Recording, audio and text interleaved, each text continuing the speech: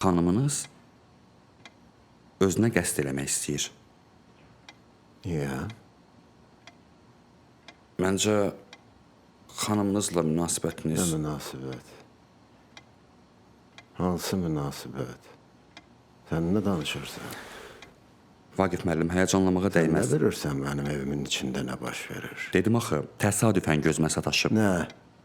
Sataşıb sənin gözüvə. Xanımınız özünü asmaq istəyirdi. Bəs niyə asmadı?